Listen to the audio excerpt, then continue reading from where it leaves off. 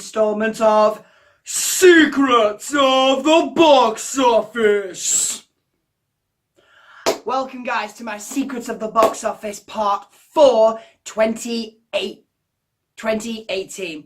Now today I'm going to be discussing many new films that are coming out, and as you guys know from my previous Secrets of the Box Office, I will be discussing rumours and hidden Easter eggs as well as some surprises that I've recently found out about upcoming films. So if you don't really want me to spoil anything, then turn this off now, because all these programs, this new addition to my channel, is a spoiler thing. So if you don't want to watch it, please if you don't want to watch it, then please turn off now.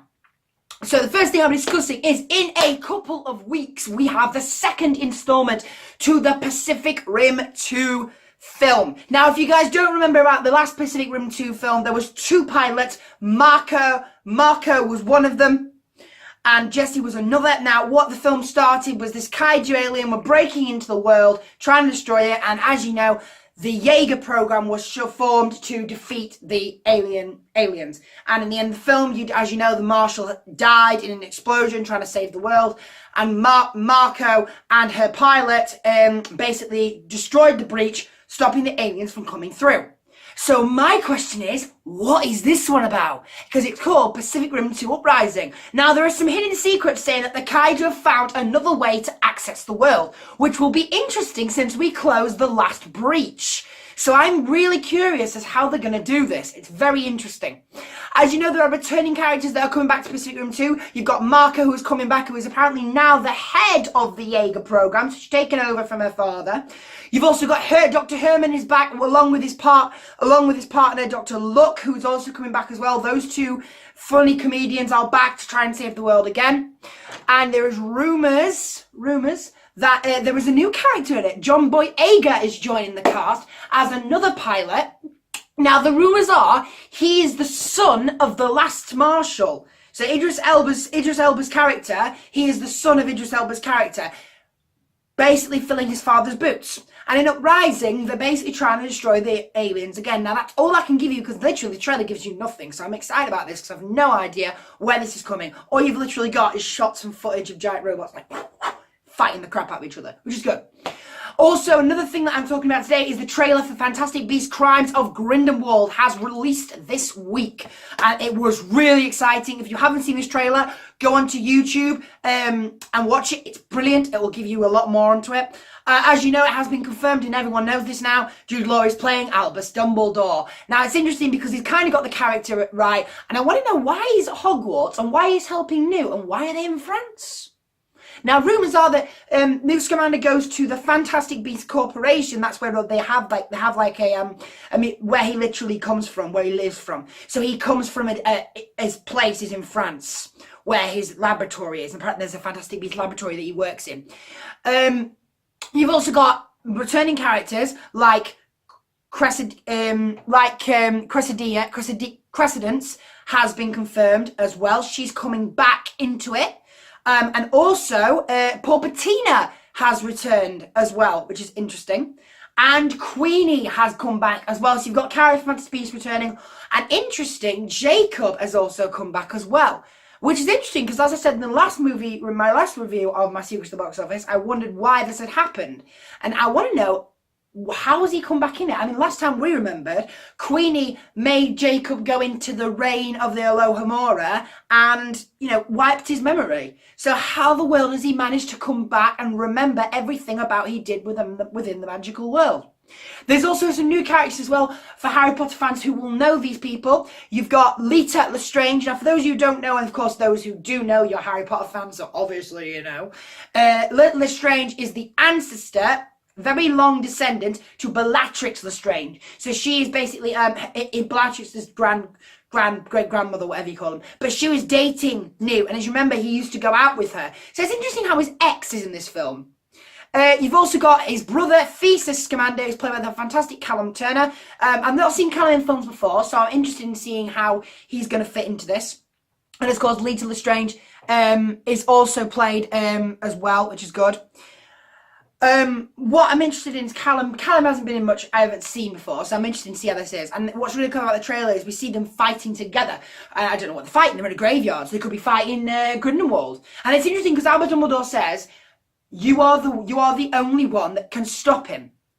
And my theory is, and everybody else's theory, now if you haven't read the books, spoiler alert, sorry, as you know, people who are Harry Potter fans will remember that Dumbledore and Grindelwald have fought before, and they had a last wizarding fight duel that killed his sister Ariana. Now, Ariana died in the fight, and of course, Aberforth tried to stop this. The last time Dumbledore had a fight with Grindelwald, it killed his sister. So, as you know, Dumbledore is feeling vengeance. This is the year when Dumbledore wants the revenge, and he's asking Newt Scamander to help him get that because it's Grindelwald that his sister has died. So that's interesting. So we're looking forward to that. There's some great hints about Deathly Hallows as well, as you see in the trailer.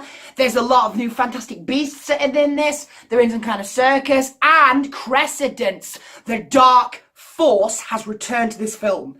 So I'm interested. So that means he didn't die in the last film. How he escaped his death, we don't know. So, and that's all we've given on the Christmas film. If you guys have any theories about the new film, Crimes of Grindelwald, please comment below, let me know, and I will discuss them with you.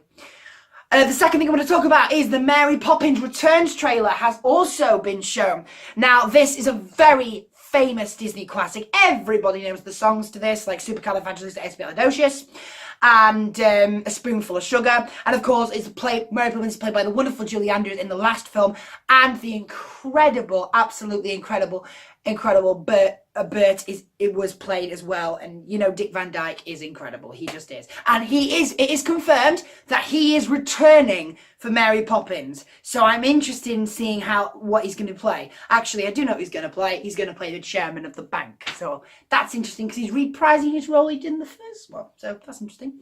Also, you've got Mary playing the role of Mary Poppins is the incredible Emily Blunt. So I'm interested in seeing this. And also, it's also been revealed that the star of Hamilton, Luann, if I pronounce this wrong, please give me a slap.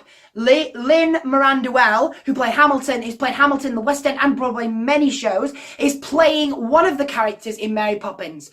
And you've also got John and Michael, who have returned to the role again. And it is the same characters that they were when they were children. So it's interesting how you've brought them back after so many years.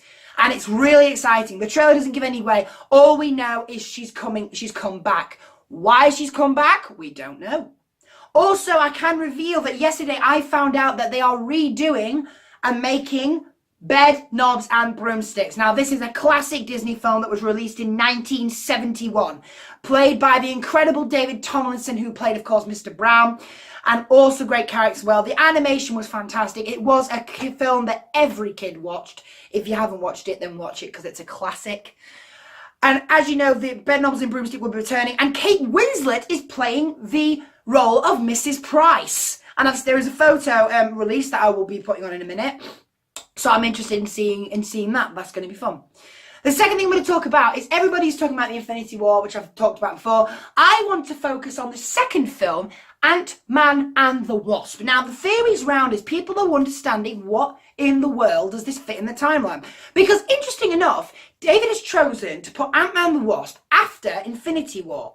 So basically, instead of Ant-Man and the Wasp being before, he's put it after. And it's interesting how that's going to connect, because is it what people are wondering is this film happening before Infinity War? Is it happening during Infinity War? Or is it happening, I don't know, way before Infinity War even began? Because what we've seen from the Ant-Man and the Wasp trailer, we see that they're back, Scott is back, and Hope is in the Wasp suit. And can I just say, she looks fantastic in the suit, which is brilliant. You've also got Dr. Pym has returned, but it seems they're on the run. It seems they're on the run from something. We don't know what we're on the run from, and we don't know what it is. One thing I can reveal to you is I know the name of the villain. Now, the villain is played by Crossjaw. Now, Crossjaw is an assassin that was in the Ant-Man comic. He was a very dark character. He requires power, and he wants the formula to be reborn in a way. If I've got that wrong, let me know. That's just a rumour that he's in it. That's just a rumour that I've heard. I don't actually know if he's in it, but that's just a guess. Because as you see, you don't see much of the villain either. And as you can see in the film, they're fighting against something. We don't know what what this story is, because again, doesn't give you much, just flashes. So I'm looking forward to that. And also the Deadpool 2 trailer's coming out, which I love the trailer. It makes me laugh how much it's great. It's got some great references to Toy Story, green screen. And there is a secret that the X-Force is making an appearance in this film, which if you watch the trailer and pause it at 3 minutes 51, you will see Deadpool is on top of a plane with the X-Force crew behind him. If you know who those characters are, tell me on comment and we'll discuss it. And the final thing I'm going to talk about is my dad is really excited for. Now, as you can see, DC have done some great films over the past few years. You've got Suicide Squad, you've got Justice League, which was okay. Now, the second installment for Christmas is going to be the Aquaman film. Jason Momoa is returning in his Aquaman role. Now, there's rumours that Manta will be in this as well. Now, Manta is one of Aquaman's villains who tries to take over the world. All we've seen on this is a poster with an A and then Jason Schools holding a trident underwater. That is everything we've seen. So there's not much anything else I can give you about that. If I hear any more, I will be putting it on my channel. So that's it. That's my secrets of the box office section. If you guys know any more about secrets of films that I don't know about, any films that are coming up, then please let me know in the comment section below. If you like this video, please click the thumbs up button just beside it. If you haven't subscribed to my channel yet and you want to see any more of my reviews and my secrets of the box office, then please subscribe. Thanks very much for watching, guys. Have a great week or weekend, and I will see you when I review my next review.